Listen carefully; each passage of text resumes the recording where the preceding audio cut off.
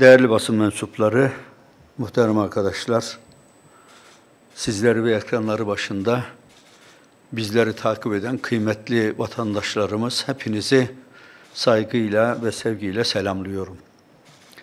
Son gelişmeleri değerlendirmek üzere basın toplantımızda sizlerle bir araya gelmiş bulunuyoruz. Bugün 22 Şubat Çarşamba. Ne yazık ki 16 gündür ülke ve millet olarak yakın tarihimizin en zor ve acı dolu günlerini yaşıyoruz. 6 Şubat tarihinde Kahramanmaraş merkezli ve daha 2 gün önce de Hatay merkezli meydana gelen depremler sadece bölgeyi değil, ülkemizin tamamını derinden sarsmış bulunuyor. Hayatını kaybeden vatandaşlarımıza bir kez daha Allah'tan rahmet, geride kalanlara sabır ve başsağlığı, yaralılarımıza da acil şifalar niyaz ediyorum. Muhterem arkadaşlar, Türkiye'mizin bir deprem ülkesi olduğunu bilmeyen var mı merak ediyorum. Aslında sormak bile abes. 7'den 70'e herkes bu gerçeği biliyor. Dahası bugüne dek onlarca kez de acı bir şekilde bu gerçeği yaşayarak tecrübe ettik. Peki bu gerçeğin bilinmesine rağmen yetkililer tarafından gerekli hazırlıklar yapılmış ve yeterli tedbirler alınmış mıdır? Maalesef bu soruya vereceğimiz cevap hayır. Yaşanan bir depremi büyük bir afete çeviren ve yıkımın boyutlarını artıran şey işte bu vurdum duymazlıktır. Deprem öncesi ciddiyetsizlik, deprem anındaki acziyet ve daha sonrasındaki koordinasyon ve beceriksizlik maddi ve manevi kayıplarımızı kat be kat artırmıştır. Bu bölgede tarihi tam olarak bilinmese de tahmini olarak beklenen bir deprem konusunda onlarca uzman yüzlerce kez iktidarı, vatandaşları uyarmıştı. Yapılması gereken hazırlıklar hususunda belki binlerce rapor hazırlanmış ama Allah aşkına hangisi dikkate alınmış bulunuyor?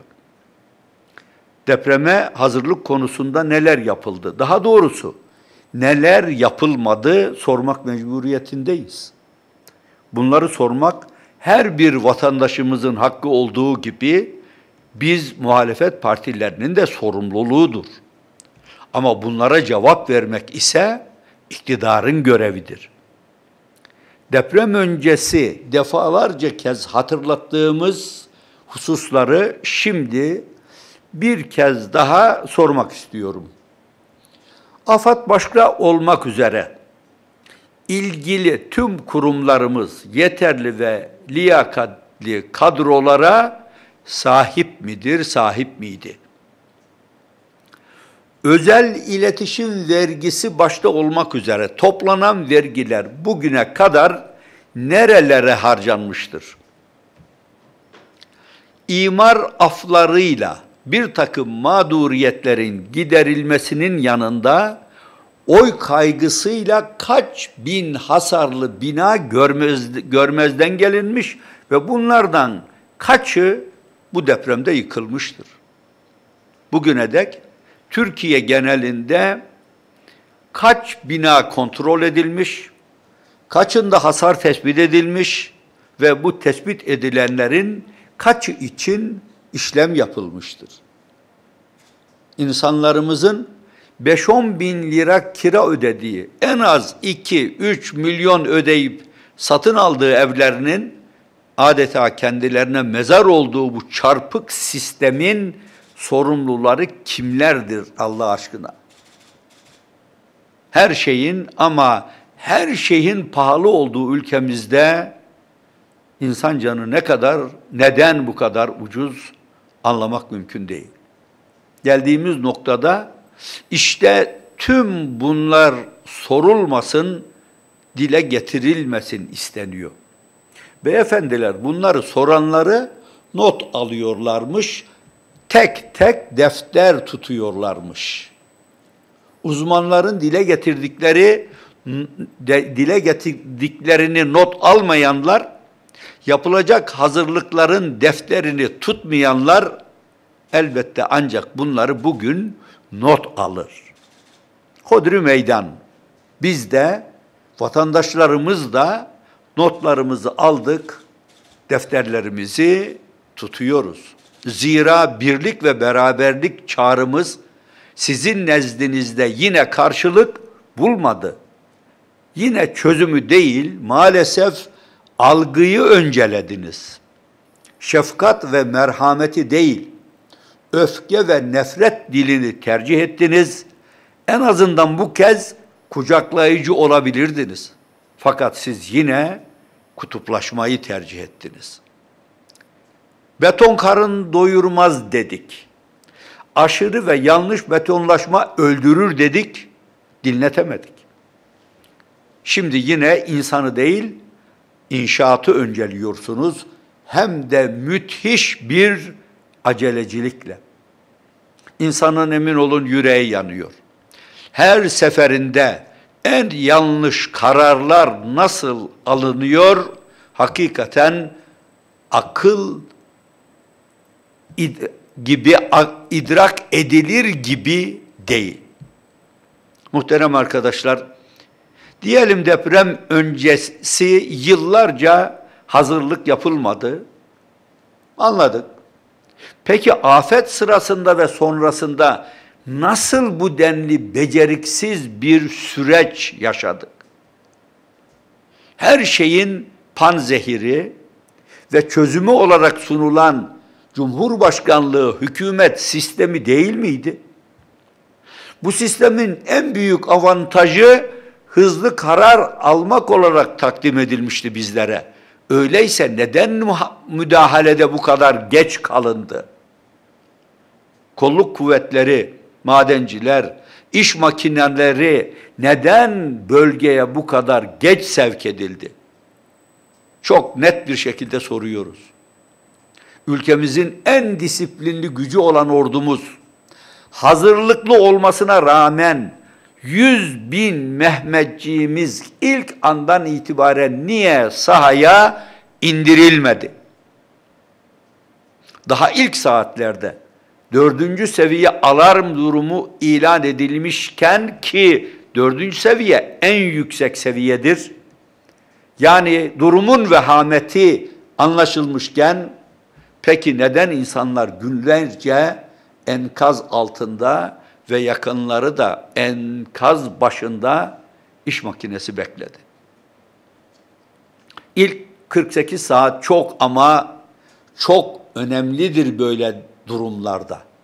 Özellikle bu kritik süreçte enkaz çalışmaları için gerekli ekip ve ekipmanların yönlendirilmesi, temel ihtiyaçların giderilmesi ve yardım faaliyetlerinin doğru koordine edilmesi hususunda nasıl bu denli beceriksiz bir yönetim anlayışı sergilendi anlamak mümkün değil. Bunları soruyoruz, sormaya da devam edeceğiz. Notunuzu alabilirsiniz. Hakikaten anlamakta güçlük çekiyoruz. Köylere ulaşmakta nasıl bu kadar geç kalındı? Belediyelerle işbirliği yapmaktan neden özellikle imtina edildi? Özellikle de muhalefet belediyeleriyle. Hangi sahiplerle yardım kuruluşları arasında ayrım yapıldı? Benden olan, benden olmayan. Bu denli kritik bir süreçte sosyal medyada bant yavaşlatmaktan hangi aklı evvelin fikriydi? Sosyal medyanın yavaşlatılması. GSM operatörlerinin altyapısı adeta çöktü. Buna dair herhangi bir hazırlık yapıldı mı sormak mecburiyetindeyiz. Borsayı kapatmak neden günlerce beklendi?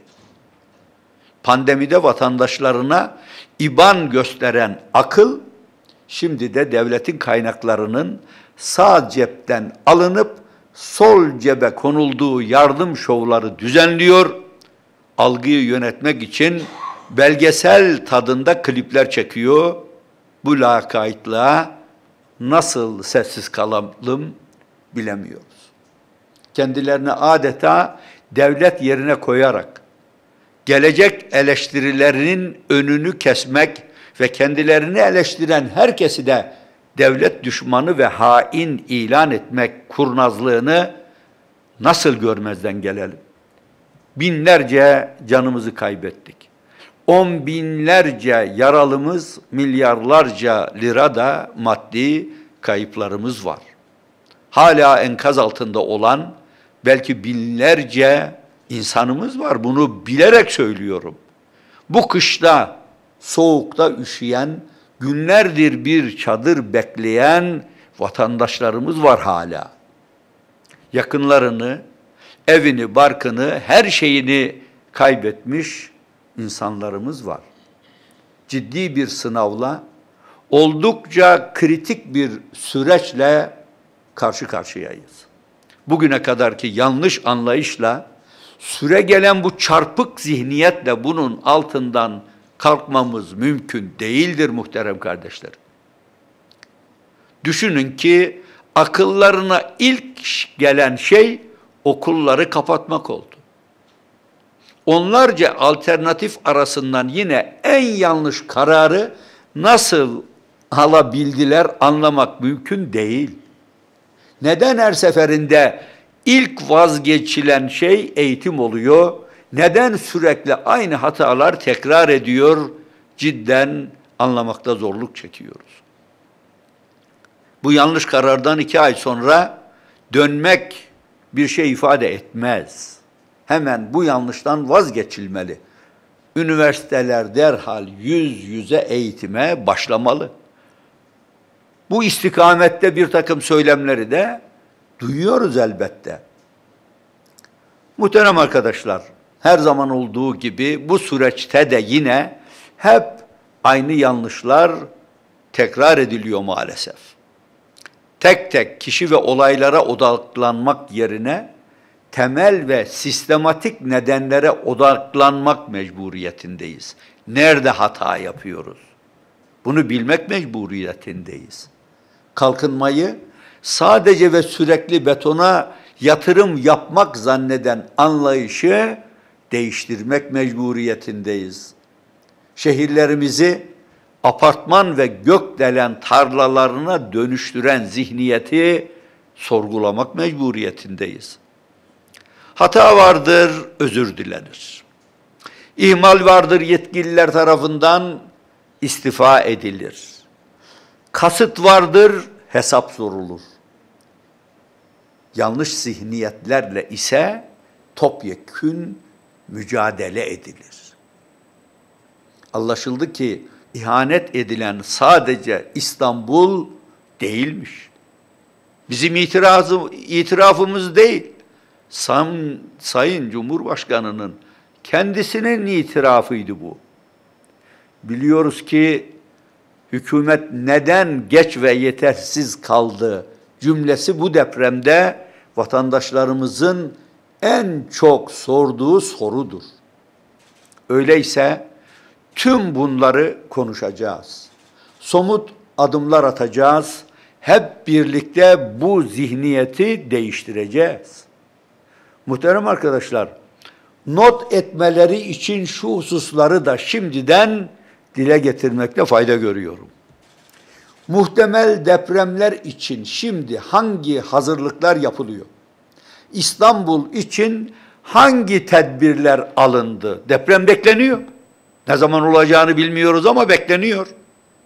Mesela riskin en yüksek olduğu illerimizden Bingöl'ün afet bölgesi ilan edilmesi için daha ne bekleniyor? Son depremlerden etkilenen vatandaşlarımızın yeniden hayata tutunabilmeleri için hangi adımlar atılıyor? Bunun için ne kadar bütçe ayrılmış bilmek istiyoruz.